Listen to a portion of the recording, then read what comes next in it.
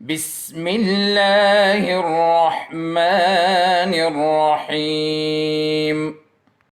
बिस्मिल्लाहिर्रहमानिर्रहीम एंड अस्सलाम वालेकुम students, welcome to lecture number 4। आज हम लोग 7.6 जो आपके 7 चैप्टर की लास्ट एक्सरसाइज है वो हल करेंगे। उसमें जो आपके पास टॉपिक है वो है आपके पास angle of elevation and angle of depression. Angle of elevation किसे कहते हैं, एंगल ऑफ डिप्रेशन किसे कहते हैं, और फिर इसके हवाले से हमारे पास वर्ड प्रॉब्लम्स हैं वो हम लोग हल करेंगे। First thing first, angle of elevation और एंगल ऑफ डिप्रेशन का डायग्रामेटिकल और थोड़ा बहुत जो डेफिनेशन है वो तो समझा देता हूँ, उसके बाद हम लोग डायरेक्टली स्टार्ट करते हैं। इंसान जब देखता है, अगर आप बिल्कुल स्ट्रेट खड़े हो जाएं, अपनी आंखों को बिल्कुल आपकी आंखों के सामने अगर आप एक 90 डिग्री की लाइन बनाएं, अगर आप यहाँ पर देख रहे हैं, यहाँ पर आप इंसान खड़ा हो अपनी आंखों के बिल्कुल स्ट्रेट एक अपने जिस्म के साथ अपनी आंखों के साथ परपेंडिकुलर एक लाइन बनाए, ये आपकी लाइन ऑफ साइट कहलाती है। क्या कहलाती है ये? Line of site. आप लोग की आंखों की जो देखने की वो है मुकम्मल जो स्ट्रेट लाइन है, ये लाइन ऑफ साइट कहलाती है। बिल्कुल इस स्ट्रेट लाइन से जब आप ऊपर की तरफ किसी पोजीशन को देख रहे हैं, मतलब आपको आपकी आंखों के साथ जो 90 डिग्री का एंगल बना हुआ है, इससे अगर मैं ऊपर की साइड पे देखता हूँ, यहाँ पर इस साइड से मैं एंगल से ऊपर हो गया, इस लाइन ऑफ साइट से मैं ऊपर चला गया, यहाँ जो एंगल बनता है लाइन ऑफ साइट से ऊपर देखने की वजह से, इसको कहा जाता है एंगल ऑफ एलिवेशन। और इसी लाइन ऑफ साइट से अगर मैं कभी नीचे देखूं, नीचे अपने आंखों से बिल्कुल नीचे की तरफ किसी पोजीशन पे देखूं, यहाँ पे जो एंगल बनता है इसको कहा जाता है एंगल ऑफ डिप्रेशन। ये दो किस्म के एंगल हैं आपके पास, जो साइड के साथ रिलेटेड हैं, जो आपके पास देखने वगैरह के साथ रिलेटेड हैं। ये दो किस्म के रिलेशन हैं। एक आपके पास एंगल ऑफ एलिवेशन बनेगा और एक आपके पास एंगल ऑफ डिप्रेशन बनेगा। अब इन दोनों एंगल्स के लिहाज से ये बहुत ही यानी मैं कहूँगा जनरल किस्म का वो है, और आपके आम लाइफ में इसके बहुत ज़्यादा एग्जांपल्स आते हैं, बहुत ज़्यादा प्रॉब्लम्स आते हैं। आपको जो यहाँ पर एक्सरसाइज में क्वेश्चन है वो भी आपके आम लाइफ के प्रॉब्लम से रिलेटेड है। अगर आपके पास एंगल ऑफ एलिवेशन कभी बन रहा हो तो आप लोग डिस्टेंस वगैरह, लेंथ वगैरह किस तरह मालूम करेंगे, उसके रिलेटेड क्वेश्चंस हैं। अगर आपके पास एंगल ऑफ डिप्रेशन बन रहा है तो एंगल ऑफ डिप्रेशन किस तरह मालूम करेंगे, या फिर आपके पास लेंथ वगैरह किस तरह मालूम करेंगे, एक्सेट्रा। वो प्रॉब्लम पे डिपेंड करता है। वो जिस तरह आते जाएंगे उस तरह हम लोग प्रॉब्लम के हिसाब से हल करेंगे उसको। ये आपके पास इसका थोड़ा सा डेफिनेशन है कि एंगल ऑफ डिप्रेशन किसे कहते हैं और एंगल ऑफ एलिवेशन किसे कहते हैं। अब जरा क्वेश्चंस की तरफ आ जाते हैं। क्वेश्चंस के लिए एक चीज़ आप लोगों ने करनी है, बुक्स अपने सामने रखने, क्योंकि वर्ड प्रॉब्लम्स में क्योंकि जो क्वेश्चन हो काफ़ी लॉन्ग होते हैं तो मैं क्वेश्चन सिर्फ रीड करूँगा, यहाँ पर मैं आपको सोल्यूशन बताऊँगा। अपने सामने बुक्स रखें, बुक्स को देखते हुए हम लोग सवाल पढ़ेंगे और उसके बाद इंशाल्लाह इसका हल जवाब आंसर जो है वो मालूम करेंगे। फर्स्ट क्वेश्चन की तरफ देख लें 7.6 के। First question is a building that is 21 metres tall. एक बिल्डिंग है आपके पास, 21 मीटर उसकी क्या है, हाइट है। Makes a shadow of 25 meters long. Find the angle of elevation of the sun to the nearest degree. Question क्या है आपके पास? क्वेश्चन ये है एक आपके पास यहाँ पर साइड पे थोड़ा सा डायग्राम छोटा सा बना लेते हैं, फिर उसके हिसाब से हम लोग जवाब हल करेंगे।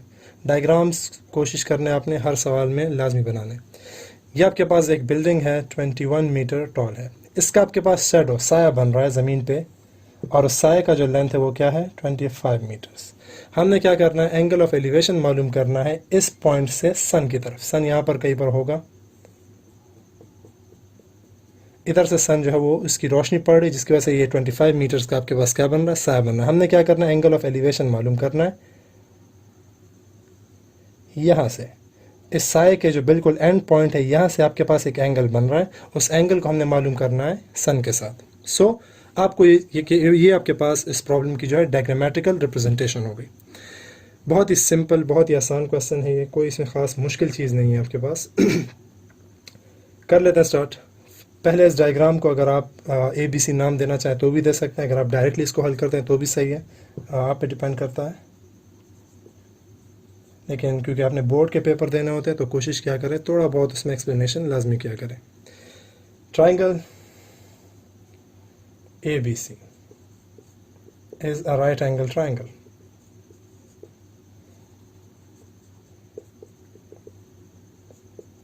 आपके पास ये जो डायग्राम बन रहा है ये राइट एंगल ट्रायंगल है। जैसे राइट एंगल ट्रायंगल की बात आती है, हमारे पास साइन, कॉस, टेंजेंट, ये सारे जो ज्योमेट्रिक रेशोज जो हैं ये यूज़ आप लोग कर सकते हैं। पर यहाँ पर अगर आप देखें, आपको मैंने लास्ट में बताया था कि जहाँ पर भी एंगल बन रहा होता है, एंगल के सामने वाली साइड हमेशा क्या होती है, परपेंडिकुलर होती है। तो यहाँ पर परपेंडिकुलर क्या हो गया, AC हो गया। एंड सिमिलर केस, जो नीचे आपके पास बेस है वो क्या हो जाएगा, ये नीचे वाली जो साइड है AB वो क्या हो जाएगी, बेस हो जाएगी ना। अब कर लेते हैं, चले। In triangle ABC we have, यहाँ पर आपने एक ट्रिग्नोमेट्रिक रेशियो यूज़ करना है। अभी आपको मैंने नाम बता दिए कौन कौन से इसमें साइड्स यूज़ हो रहे हैं। एक तो एंगल है आपके पास, एंगल के सामने वाली साइड परपेंडिकुलर एंड नीचे वाला बेस। ऐसा एक मुझे ट्रिग्नोमेट्रिक रेशियो बता दें जिसमें आपके पास परपेंडिकुलर भी इन्वॉल्व हो और उसमें आपके पास बेस भी इन्वॉल्व हो। जी दो ऐसे आपका ट्रिग्नोमेट्रिक रेशियोज मौजूद हैं, एक कोटेंजेंट है और एक टेंजेंट है। हम लोग यूज़ करते हैं टेंजेंट। आपके पास ऐसा ट्रिग्नोमेट्रिक रेशियो, आपने जो भी एग्जांपल आपको दिया हो, जो भी आपको क्वेश्चन दिया हो, उसमें आप लोगों ने पहले देखना होगा कि आप कौन सा ट्रिग्नोमेट्रिक रेशियो यूज़ कर सकते हैं। हर कोई नहीं यूज़ करना है इसमें। यहाँ पर आपके पास परपेंडिकुलर एंड बेस इन्वॉल्व है, आपने कौन सा यूज़ करना है इस केस के लिए, टेंजेंट वाला यूज़ करना है। आप लिखेंगे टेंजेंट थीटा। इस ट्राइंगल के लिए, इस राइट एंगल ट्राइंगल के लिए टेंजेंट थीटा किसके इक्वल हो जाएगा, perpendicular divided by base. Perpendicular इसमें क्या है, AC, और अगला क्या है, बेस क्या है, AB। इनकी वैल्यूज पुट कर लें। AC is equal to 21, AB is equal to 25। सही जी,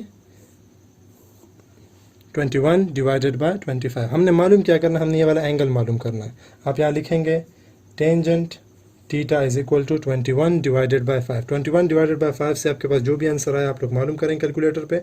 आंसर आपके पास समथिंग 0.84 आ जाएगा।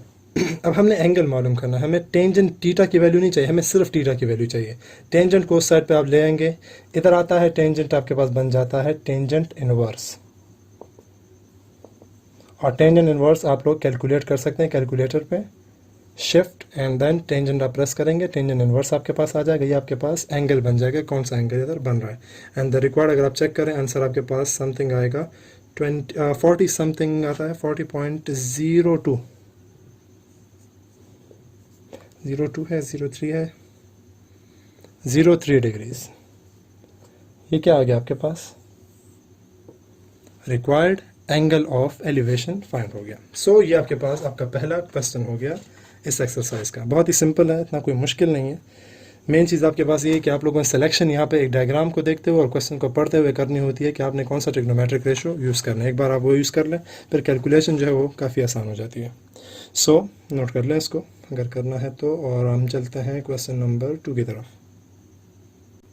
सेकंड क्वेश्चन आपके पास है, a lighthouse is 150 metre above the sea level, angle of depression. अब यहाँ पर एंगल ऑफ डिप्रेशन यूज़ होगा। Angle of depression of a boat from its top is 60 degree, find the distance between the boat and the lighthouse. Diagram के जरिए again question को पहले वो कर लेते हैं। सबसे पहले आपके पास एक लाइट हाउस है, whose height is, which height is 150 metre. एक आपके पास लाइट हाउस है, उसका 150 150 मीटर उसकी हाइट है। इससे कुछ फासले पे यहाँ पर एक बोट है आपके पास, यहाँ पर एक बोट आपके पास लाइट हाउस की तरफ आ रही है या फिर जा रही है, लेकिन इतने डिस्टेंस पे यहाँ पर इससे मौजूद है। एक आदमी लाइट हाउस के टॉप से या फिर कोई पर्सन जो भी है, यहाँ इस लाइट हाउस के टॉप से नीचे की तरफ इस बोट की तरफ देखता है। उधर से एंगल ऑफ डिप्रेशन बन रहा है आपके पास 60 डिग्री। हमने यहाँ से लेकर यहाँ तक का लेंथ मालूम करना है। अब इसके लिए एक चीज़ आपके पास, एंगल ऑफ डिप्रेशन में आप क्या करेंगे, जब हम लोग एंगल ऑफ एलिवेशन बनाते ही देखें, यहाँ पर अगर मैं इस सवाल में एंगल ऑफ एलिवेशन बना रहा होता, यहाँ मैं खड़ा हूँ, ये मेरी लाइन ऑफ साइट है बिल्कुल स्ट्रेट। इस लाइन ऑफ साइट से मैं ऊपर की तरफ एंगल बना लेता, सिंपल एंगल। यहाँ पर जब मैं बनाऊँगा, यहाँ पर सबसे पहला स्टेप आपका ये होगा, यहाँ पर आप लोगों ने लाइन ऑफ साइट ड्रॉ करनी है। ये आपकी लाइन ऑफ साइट, ये आप लोग बिल्कुल सीधा देख रहे हैं। इसके साथ आप लोगों ने नीचे देखा, यहाँ पे आपके पास 60 डिग्री एंगल बन रहा है। ये वाला एंगल 60 डिग्री नहीं बनेगा। आप जहाँ देख रहे हैं लाइन ऑफ साइट के साथ जो एंगल बन रहा है उसको एंगल ऑफ डिप्रेशन कहते हैं। सो ये वाला एंगल नहीं होगा। या पहले आपने लाइन ऑफ साइट ड्रॉ करनी है, लाइन ऑफ साइट के साथ 60 डिग्री का एंगल बन रहा है जब ये आदमी नीचे बोट की तरफ देखता है। ये डिस्टेंस हमने मालूम करना है, लाइट हाउस और बोट के दरमियान जो डिस्टेंस है ये हम लोगों ने क्या करना है, मालूम करना है। चलिए देख लें इसको। अब यहाँ पर नाम देते हैं ABCD। सही है जी।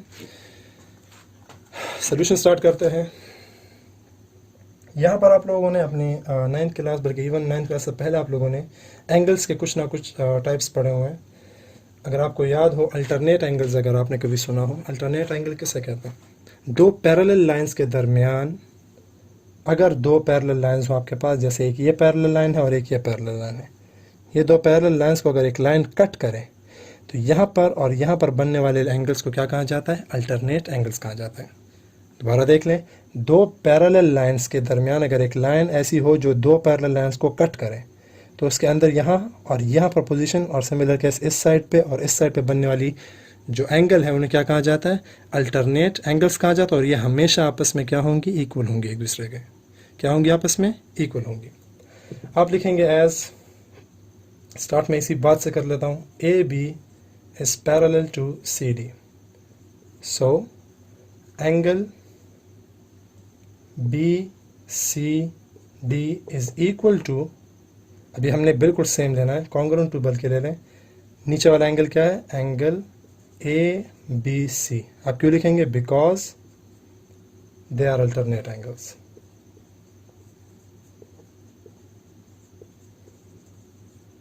दे आर अल्टरनेट एंगल्स। अब इसकी वजह से क्या होगा? दिस एम्प्लाइज, ये एंगल आपके पास ऑलरेडी दिया हुआ है, बी सी डी कितना है? 60 डिग्री है, तो ए बी सी कितना हो जाएगा? ये भी 60 डिग्री हो जाएगा। तो आपके क्या हो गया? आपने ये वाला एंगल मालूम कर लिया। अब आपके पास ये राइट एंगल ट्रायंगल बन गया, जिसमें आपके पास एंगल भी गिवन है, एंगल के साथ साथ आपको परपेंडिकुलर भी मालूम है, परपेंडिकुलर और आपने नीचे क्या मालूम करना है? बेस को अब आप लोगों ने क्या करना है इस क्वेश्चन में? मालूम कर लेना। बात समझ आ गई? नाउ इन ट्रायंगल, लेकिन राइट एंगल ट्रायंगल लिखना चाहें फिर भी सही है, मैं डायरेक्ट कर रहा हूँ। In triangle A B C we have, again कौन कौन सी दो चीज़ें आपके पास इन्वॉल्व है? साइड्स को देख लें, परपेंडिकुलर एंड बेसिस में भी इन्वॉल्व है, तो अगेन टेंजेंट का फॉर्मूला ही यूज़ करेंगे। We have tangent theta is equal to perpendicular is A C and base is equal to A B which is equal to, आगे क्या आ जाएगा? ए सी की वैल्यू क्या है? 150 and divided by the required thing, जो हमें रिक्वायर्ड डिस्टेंस चाहिए, x। टेंजेंट थीटा, थीटा आपको गिवन है, थीटा क्या है? 60 डिग्री, बल्कि अगर आप यहीं पर लिख लें तो ज़्यादा बेहतर है, इसी पॉइंट पे 60 डिग्री को मेंशन कर लो तो ज़्यादा बेहतर है, क्योंकि हमने ऑलरेडी ट्रायंगल की बात कर लिया, तो ट्रायंगल यहाँ पर एंगल जो है वो 60 डिग्री का ही बन रहा है। 60 is equal to 150 divided by x। Tangent 60, अब अगेन आप लोग या कैलकुलेटर से इसकी वैल्यू मालूम करें, या फिर आपके पास इसका जो आंसर है वो टेबल में आपके पास ऑलरेडी मौजूद है। अगर आपने वो टेबल याद किया हुआ हो जो मैंने आपको इससे लास्ट लेक्चर में बताया था, वो टेबल अगर आपको याद है तो उसी टेबल से आप इसकी वैल्यू पुट कर सकते हैं। Square root of 3, square root 3 is equal to, यह इसकी वैल्यू है 150 divided by x। Cross multiplication कर लें x इस साइड पे एंड स्क्वायर रूट ऑफ 3 इस साइड पे, तो 150 divided by square root of 3। ये आपके पास भी आंसर काफ़ी है, यहाँ पर ये आपके पास रिक्वायर्ड आंसर हो जाता है। लेकिन इसके साथ साथ आप लोगों ने 9th में एक वर्ड पढ़ा हुआ है, रेशनलाइजेशन। रेशनलाइजेशन क्या होती है? रेशनलाइजेशन का मेथड ये था कि आप लोगों ने कभी भी आपके पास अगर स्क्वायर रूट के डिनोमिनेटर में एक क्वेश्चन के डिनोमिनेटर में आपके पास, एक फ्रैक्शन के डिनोमिनेटर में आपके पास स्क्वायर रूट आ जाए, आपने उसको ख़त्म करना है। इसको रेशनलाइजेशन का मेथड कहा जाता था। तो यहाँ से आप लोग इस स्क्वायर रूट ऑफ 3 को ख़त्म कर सकते हैं, तो ख़त्म कर लेते हैं। वो भी सिंपल सा तरीका था इसका, इधर ही कर, इस साइड पर चले कर लें। आपके पास आ जाएगा x is equal to 150 divided by square root of 3। अगर आपको अब याद हो अच्छी तरह से, तो रेशनलाइजेशन का मेथड ये है कि अगर आपके पास स्क्वायर रूट एक सिंगल स्क्वायर रूट हो, उसके साथ कोई टर्म ऐड या सब्ट्रैक्ट ना हो रहा हो, तो इसको रेशनलाइज करने का तरीका ये होता है कि जो टर्म्स आपके पास, ये स्क्वायर रूट वाला टर्म जो है, इसी टर्म को मल्टीप्लाई भी कर लें और डिवाइड भी कर लें। लेकिन अगर आपके पास ये तरीका हो, ये इस तरह का क्वेश्चन होता है जिसमें स्क्वायर रूट किसी भी के ऊपर हो, उसके साथ कोई और नंबर, मतलब स्क्वायर रूट ऑफ 3 से अलग 1 प्लस हो रहा होता, 2 प्लस हो रहा होता, 3 प्लस हो रहा होता या माइनस हो रहे होते, फिर इसकी रेशनलाइजेशन का तरीका ये था कि आप इसके कंजुगेट को, मतलब स्क्वायर रूट ऑफ 3 माइनस 1 को फिर यहाँ ऊपर मल्टीप्लाई और नीचे डिवाइड भी कर लेते। खैर वो आप लोगों ने 9 में पढ़ा है, तो आई थिंक आपको याद होगा। यहाँ पर आप कर लेते हैं rationalisation, 150 multiply by square root of 3 and square root of 3, square root जो मल्टीप्लाई हो जाएगा, स्क्वायर रूट ख़त्म हो जाएंगे, सिर्फ 3 रह जाएगा। और यहाँ पर अगेन कैंसलेशन हो जाएगी, 3 1s are 3 and 3 50s are 150। तो x की वैल्यू आपके पास आ गई 50 √3 meters, which is the required distance of this boat from this lighthouse. So ये आपके पास क्वेश्चन नंबर 2 भी हो गया कंप्लीट। चले चलते हैं अब क्वेश्चन नंबर 3 जो है वो भी एग्जैक्टली क्वेश्चन नंबर 1 की तरह ही है, तो वो आप लोग आई थिंक खुद हल कर सकते हैं। मैं कर लेता हूँ question number 4।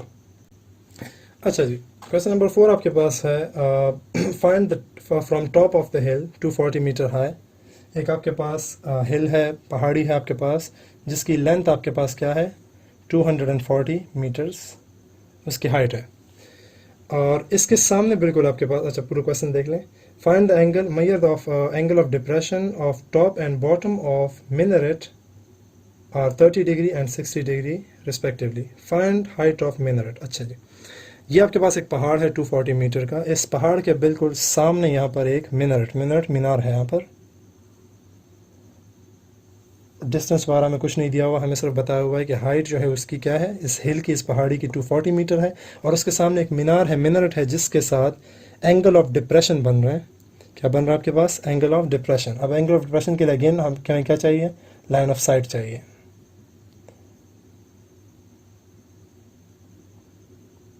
Line of sight बिल्कुल एग्जैक्ट इसके इक्वल ले लेते हैं, सही है, यहाँ तक ले लेते हैं बिल्कुल, ताकि नीचे वाले लाइन के बिल्कुल इक्वल आ जाए। यहाँ पर आपके पास ये है कि इस पहाड़ी के बिल्कुल टॉप से जब आपके पास इस मीनार के ऊपर हिस्सा, यानी मतलब टॉप को देखा जाता है, तो यहाँ पर एंगल बनता है डिप्रेशन 30 डिग्री। लेकिन इसी पहाड़ी के टॉप से जब इस मीनार के बॉटम की तरफ देखा जाता है, मतलब इस पॉइंट पे, तो यहाँ पर तब एंगल बनता है 60 डिग्री। हमने मालूम क्या करना है? हमने मालूम करना है हाइट ऑफ दिस मिनारेट। बात समझ आ गई? दोबारा देख लें। पहाड़ी है आपके पास 240 मीटर, एंड इस पहाड़ी से थोड़ा सा फासले पे यहाँ पर एक मीनार है। मीनार के टॉप के ऊपर जब एक बंदा देखता है, इस पहाड़ी के टॉप से जब मीनार के टॉप की तरफ देखता है, तो angle of depression is 30 degree. और जब आपके पास इस मीनार के बॉटम की तरफ एंगल देखता है तो एंगल कितना बनता है ऑफ डिप्रेशन? 60 डिग्री। हमने मालूम क्या करना है? We have to find the length of या the height of this minaret. अच्छा जी, अगेन ABC वगैरह जो नाम है वो दे देते हैं सबको, ABCDE इसको देते हैं, और यहाँ पर एक अभी इसको मिला देते हैं। ये हमने यूज़ करना है अभी इस क्वेश्चन में, ये वाला हिस्सा भी यूज़ करना होगा, तो हम इसलिए मिला देते हैं इसको। अच्छा, सबसे पहली चीज़ जो अभी हमने इससे पहले अल्टरनेट, मैं यहाँ से कुछ चीज़ जो स्किप कर लूँगा, क्योंकि हमने इससे पहले वाली सवाल में भी कर ली हैं, तो ज़्यादा जो इंग्लिश हमने लिखी तो यहाँ पर मैं स्किप कर लूँगा। ये लाइन CD लाइन और AB लाइन एक दूसरे के पैरेलल है, और CB लाइन क्या कर रही है? इन दोनों को कट कर रही है। तो यहाँ जो 60 डिग्री बन रहा है वही एंगल क्या बनेगा? यहाँ भी बनेगा। अल्टरनेट एंगल्स वाली बात जो भी हमने की वो यहाँ पर दोबारा रिपीट हो जाएगी। अच्छा जी, ये दो आपके पास ये अल्टरनेट एंगल्स बन गया, और ये आपके पास ABC जो ट्राइंगल है, इसमें आपके पास एंगल भी हो गया, इसमें आपके पास परपेंडिकुलर भी हो गया। बेस आपको अलबत्ता नहीं दिया हुआ, उससे हल करेंगे, उससे हमारा बाकी आंसर जो है प्रूव होगा, तो उसको फिलहाल छोड़ दें। अब करते हैं इसके आगे के क्वेश्चंस को।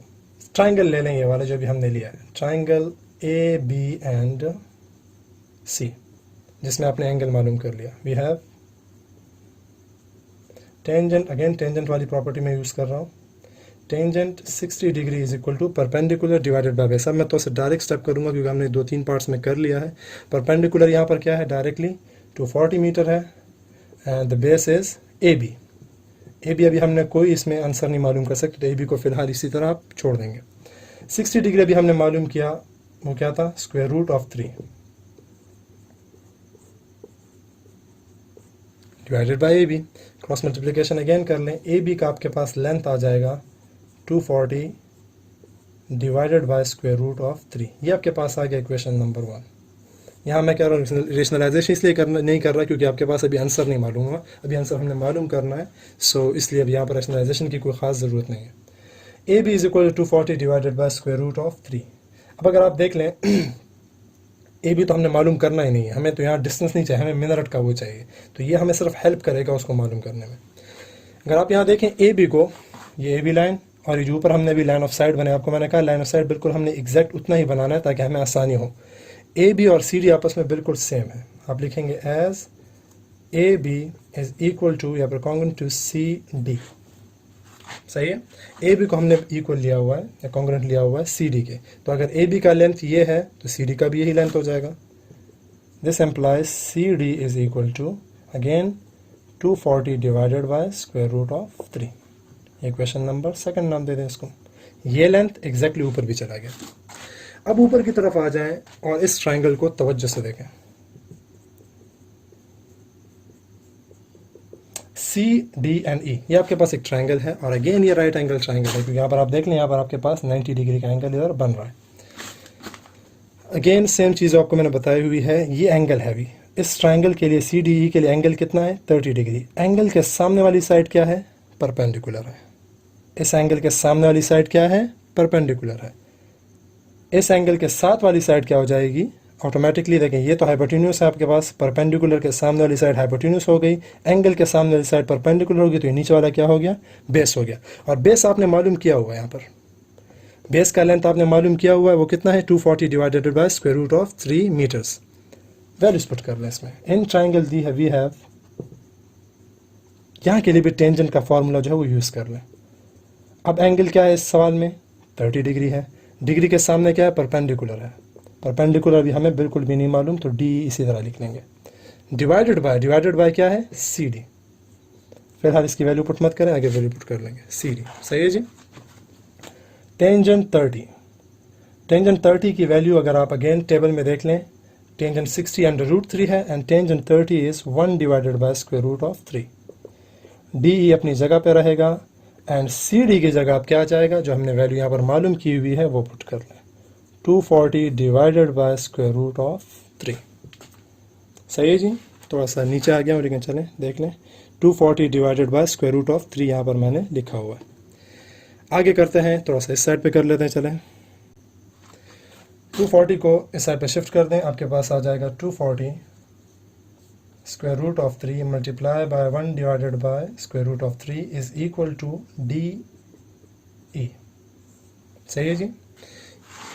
यहाँ से आप देख लें 240 multiply by 1 you get 240 and square root of 3 से आपके पास क्या आ जाएगा only 3 1s are 3 and 3 80s are 240। So आपके पास DE की लेंथ आ गई, DE is equal to 80 metres. ये हो जाएगा equation number 3।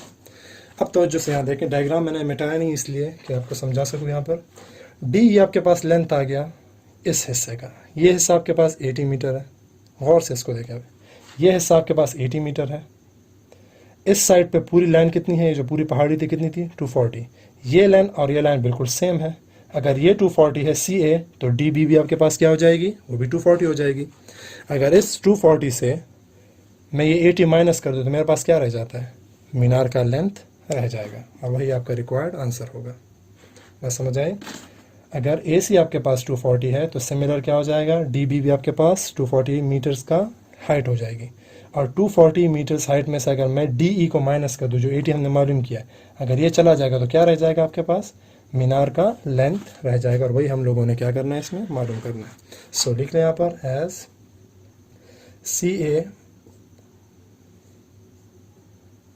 CA is congruent to DB. This implies DB is equal to 240 metre. Also DB किसके इक्वल है, आपने लाइंस पढ़े हुए हैं, DB किसके इक्वल है, DE और EB के एडिशन के इक्वल है।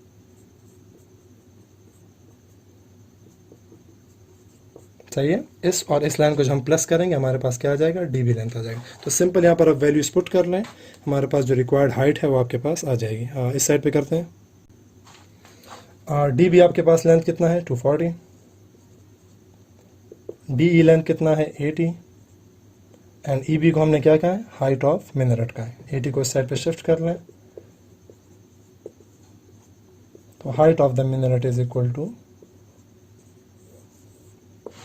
Is required answer of this question. So थोड़ा सा लॉन्ग ज़रूर है और कैलकुलेशन भी बहुत ज़्यादा है इसमें, लेकिन अगर आप 1-2 मरतबा इस पर प्रैक्टिस बार बार करते हैं कि प्रैक्टिस मेन चीज़ है आपके पास, इसको जितनी मरतबा आप हल करेंगे उतना ही आप लोगों को अच्छी तरह से समझ भी आएगा और याद भी हो जाएगा।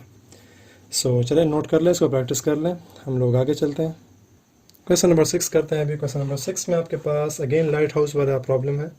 अ lighthouse is 300 meter above sea level. एक लाइट हाउस है आपके पास, उसका लेंथ आपके पास हाइट कितना है 300 मीटर है। अच्छा जी, 300 मीटर आपके पास उसका हाइट है। और अगेन आगे पढ़ते हैं। The angle of depression of two boats from the top of lighthouse is 30 degree and 45 degree respectively. If the line of joining of the boats passes through the foot of the lighthouse, find the distance between the two boats when they are on the opposite side of the lighthouse. Question ये है आपके पास ये light house है और यहाँ पर इसकी line of site directly बना लें। ये लाइन ऑफ साइट है। इस बोट से इस लाइट हाउस के दो साइड्स पे, ऑपोजिट साइड्स पे दो बोट्स हैं। एक यहाँ पर ले लें चलें केस, और एक यहाँ पे ले लें। इसके साथ ये हो रहा कि अगर जब ये इस टॉप से, लाइट हाउस के टॉप से यहाँ पर देखता है एक बोट की तरफ, तो यहाँ एंगल बन रहा है इन केस 30, ये वाला मैं 30 ले लेता हूँ, चले 30 डिग्री का एंगल बन रहा है। और जब दूसरी साइड पे, लाइट हाउस के दूसरी साइड पे एक और बोट है, जब उसकी तरफ आप नीचे देखते हैं, एंगल ऑफ डिप्रेशन यहाँ पे फिर बनता है 45 डिग्री। क्वेश्चन ये है कि अगर ये दोनों बोट्स बिल्कुल सेम जगह से पास होगी, मतलब इस लाइट हाउस के बिल्कुल बेस से पास होने वाली हैं, तो हमें बताएं कि इस बोट का और इस बोट के दरमियान डिस्टेंस कितना है। बात समझ आएगी हमने क्या करना है। लाइट हाउस है 300 मीटर। लाइट हाउस के टॉप से जब एक बोट की तरफ देखते हैं तो angle of depression 30 and the other boat आपके पास एंगल ऑफ डिप्रेशन 45 देता है आपको। हमने क्या करना है, इस बोट और इस बोट के दरमियान डिस्टेंस को मालूम करना है। ए और बी हमने मालूम करना है, ए बी डिस्टेंस हमने मालूम करना है। इसको सी नाम दे दें, इसको डी नाम दे दें, इसको हल कर लेते हैं। स्ट्रेट अवे अल्टरनेट एंगल्स वाली जो प्रॉपर्टीज़ वो डायरेक्टली अप्लाई कर लें। ये ऊपर पैरेलल लाइंस हैं, नीचे ए बी, और ये ऊपर वाली लाइन जो है ये पैरेलल है। ये 45 है, so this will also be 45 degree. अगर ये 30 है तो this will also be 30 degree. Again मैं उस अल्टरनेट एंगल्स वाली जो हिस्सा है वो मैं स्किप करूँगा क्योंकि आप लोगों को ऑलरेडी बता दिया है मैंने। हम लोग डायरेक्ट स्टार्ट करते हैं। दो आपके पास ट्राइंगल्स हैं दोनों राइट एंगल ट्राइंगल्स हैं और दोनों में आप लोग टेंजेंट फार्मूला यूज़ कर सकते हैं। मैं डायरेक्ट कर लेता हूँ। इन एक ट्राइंगल ले लें ए सी डी,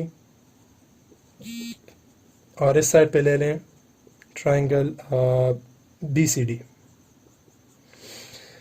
ए सी डी में आपके पास क्या है ए सी डी में आपके पास है tangent 45 degree is equal to perpendicular क्या है, ये आपके पास एंगल है। एंगल के सामने वाला साइड क्या होता है, परपेंडिकुलर होता है। Perpendicular is 300 meters and the base is A C. हमने ए सी लिखना है क्योंकि हमारे पास और कुछ दिया हुआ नहीं है। ए सी का लेंथ हमने मालूम करना है। सबसे पहले टेंजेंट 45, टेंजेंट 45 जो वैल्यू है वो है आपके पास 1। टेबल में आप देख सकते हैं। ए सी को इधर शिफ्ट कर लें तो आपके पास ए सी लेंथ क्या आ गया, 300 मीटर्स। ये हो गया equation number first. B C D next triangle, this right angle triangle. Again tangent अब क्या है, टेंजेंट की अब लेंथ है एंगल जो है वो 30 डिग्री है। एंगल के सामने वाली साइड परपेंडिकुलर, नीचे वाली बेस। 30 का भी अभी इससे पहले वाले सवाल में भी हमने किया 1 divide by square root of 3, 300 divided by B C, cross multiplication. B C is equal to 300 multiply by under root 3, तो क्या हो जाएगा 300 अंडर रूट 3 हो जाएगा। ये लेंथ मालूम कर लिया, ये मालूम करनी। हमने मालूम क्या करना था, हमने ए बी मालूम करना था which is the distance between the two boats. So आप लिख लेंगे as A B is equal to, A B किसके इक्वल है, A C plus B C लिख लें, ए सी प्लस बी सी। सो कर लें। ए बी क्या है आपके पास, A B is the required distance between the two boats and आपको दिया हुआ है 300 मीटर है ए सी, और बी सी क्या है 300 multiply by square root of 3। तो ये आंसर भी काफ़ी है। दोनों से स्क्वायर रूट ऑफ 300 दोनों से कॉमन भी ले सकते हैं। आपके पास क्या आ जाएगा 1 plus square root of 3 meters which is the required distance between the two boats. So ये हो गया आपके पास क्वेश्चन नंबर 6। अच्छा जी, लास्ट क्वेश्चन करते हैं इस एक्सरसाइज का, question number 7। The angle of elevation of the top of A Cliff is 30 degree. Walking 200 meters from the point towards the cliff, the angle of elevation becomes 45 degree. Find the height of the cliff. Okay, cliff आपके पास है और इस पहाड़ के जो side पे हमारे पास ये है, एक बंदा यहाँ पर खड़ा है। इन केस इसके टॉप की तरफ जब देखता है, इस क्लिफ के बिल्कुल टॉप की तरफ जब देखता है, तो यहाँ पर आपके पास एंगल ऑफ एलिवेशन बन रहा है 30 डिग्री। सही है। जब ये क्लिफ है आपके पास, और क्लिफ हमें लेंथ और इसका हाइट वगैरह नहीं दिया हुआ। इस क्लिफ से जब आप इस पॉइंट से, एक आदमी यहाँ पर खड़ा है, यहाँ से एक बंदा इसके टॉप की तरफ देखता है क्लिफ की तरफ, तो एंगल ऑफ एलिवेशन कितना बन रहा है? 30 डिग्री। अगर ये इस क्लिफ के करीब आने लग जाता है, मतलब यहाँ से मूव करना शुरू कर देता है और यहाँ से इस पॉइंट तक आ जाता है, 240 मीटर का फासला ये तय कर लेता है। यहाँ से लेकर यहाँ तक ये 240 मीटर्स क्लिफ के और करीब आ जाता है।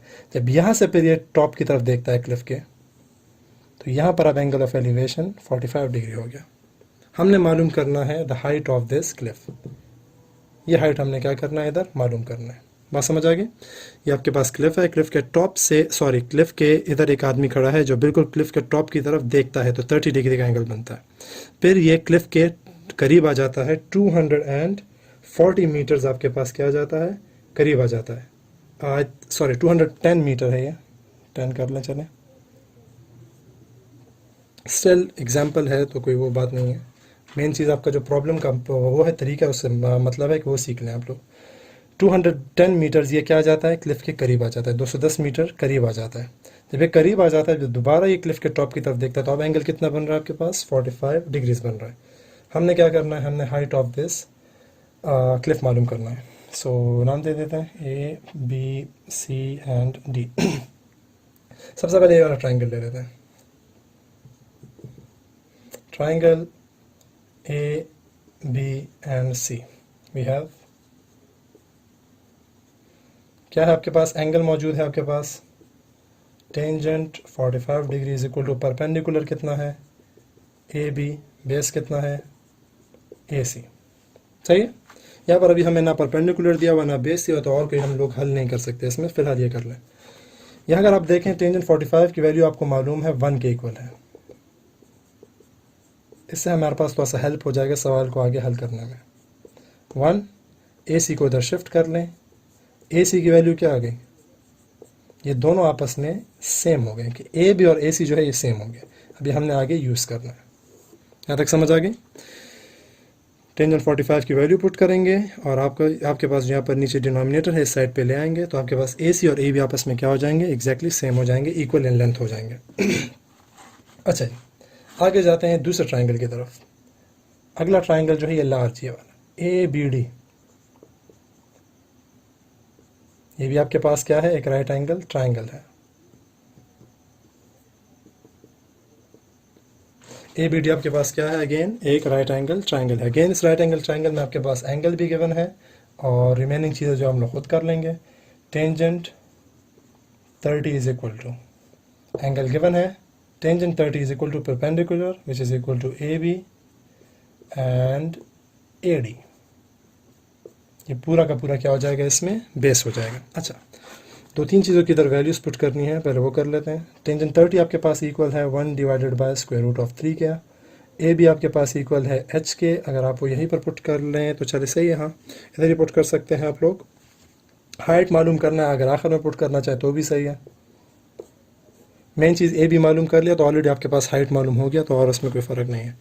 AD को देख लें, AD किसके इक्वल है? AD ये पूरी लाइन जो है ये इस लाइन और इस लाइन के एडिशन के इक्वल है, AC और CD के एडिशन के इक्वल है। तो आप लिखेंगे AC, AD की जगह मैं लिख रहा हूँ AC प्लस CD। सही है? यहाँ पर हम लोग ये दोनों वैल्यूज़ पुट कर लेंगे। अब इन दोनों वैल्यूज़ को क्यों पुट कर रहे हैं उसको देख लें। अगर आप देखें AC का हमारे पास यहाँ लेंथ मौजूद है, AC किसके इक्वल है? AB के इक्वल है।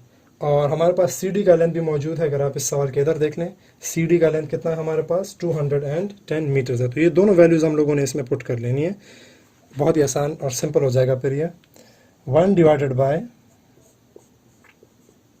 AB अपनी जगह पर रहेगा ऐसे ही। AC की जगह क्या लिख लेंगे? AC किसके इक्वल है? फ्रॉम इक्वेशन 1 यहाँ पर लिख लें, फ्रॉम इक्वेशन 1। चलो बाद में लिख लेंगे। AC की वैल्यू किसके इक्वल है? AB के इक्वल। तो AC की जगह हम लिख लेंगे AB एंड CD की जगह क्या लिख लेंगे? 210 मीटर्स है। तो ये हो जाएगा, यहाँ पर साइड पे लिख लें फ्रॉम इक्वेशन 1। सही है? इक्वेशन 1 से हम लोग क्या कर रहे हैं? AC की जगह हम लोग AB को पुट कर रहे हैं। अच्छा, अब आगे सिंपल कैलकुलेशन करनी है। हमें ये AB मालूम करना है और अब यहाँ पर सिर्फ आप सिंपल कैलकुलेशन कर लें। AB का लेंथ मालूम हो जाएगा और वही हमारे पास क्या होगा? हाइट ऑफ दिस क्लिफ होगा। इस साइड पे करते हैं।